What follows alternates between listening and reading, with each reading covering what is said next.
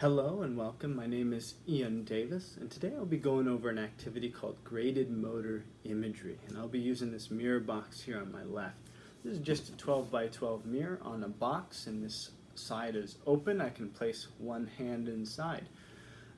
Mirrors can be used to trick the brain into managing pain, especially in parts of the body that are painful to move. Okay, so I'll be using my hands in this case. You can use this mirror imagery for different parts of the body. You just have to be a little more creative. I've removed all jewelry, watches to make my hands as similar as possible to really add to that tricking effect. Okay, I will be placing my painful hand into the box. My non-painful hand will be outside the box. You want it placed so that you can see into the mirror reasonably easily and that the hand placement makes sense to your brain. Okay? The first activity, progression number 1, is you're just going to relax your hands on the table, both of them together, and you just want to observe the mirror and observe that relax. Kind of tune in to how that hand is feeling. That's the first part. You might spend a couple minutes on this. You might spend 10-20 minutes over the course of 3 or 4 sessions of this. It all depends on your initial sensitivity in that painful hand. The number 2 in the progression, you're going to keep that left hand at rest and your right hand non-painful. Now you're going to start moving it. Maybe rotate up and down. Observe, watch, take into account how is everything feeling, and kind of let your brain take over there. You're going to continue on progression number 3 by keeping that painful hand nice and still. And now you're going to oppose your fingers one by one and observe in the mirror. Progression number 4, now you can take that left hand and we're just going to give it a slight flex.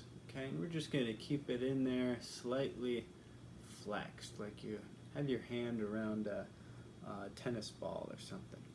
And in this right hand, you're going to make a fist and relax. Make a fist and relax, paying attention to how that hand is feeling. Progression number 5. Now we're going to bend the wrist. So here we go. Bending the wrist. We're going to go through full range of motion, up and down. And on that painful side, we're going to go to the edge, right when you start feeling that pain wanting to come on. We don't want to go into the pain any, just right when it starts, okay? And we're just going to observe in the mirror. That's progression number 5. Number 6, now we're going to oppose the fingers again. But this time, instead of just watching on your left, your painful hand will gently tap, and your right hand, I want you to give it a little extra pinch, really kind of squeeze, okay? And observe in the mirror. Give that a squeeze on the right, and just a gentle finger touch on the left.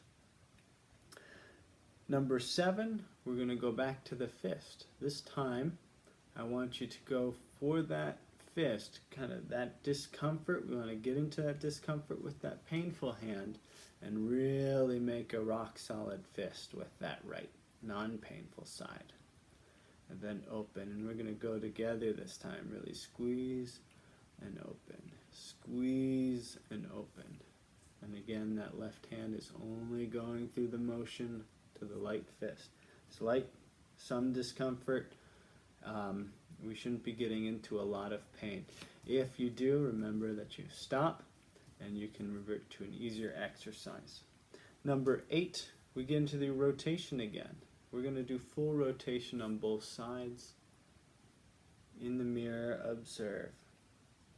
9, here's where we can get a little creative with extra motions. So kind of just go through all kinds of motions. Up, down, move the fingers, make fists.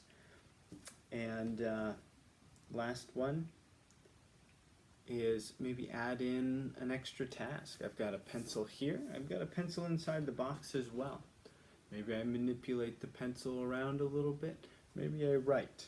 Maybe it's writing that causes you pain. So you just do something else. If you have other tools, maybe a hairbrush, maybe you know, some tools that you use in your trade a lot, or job.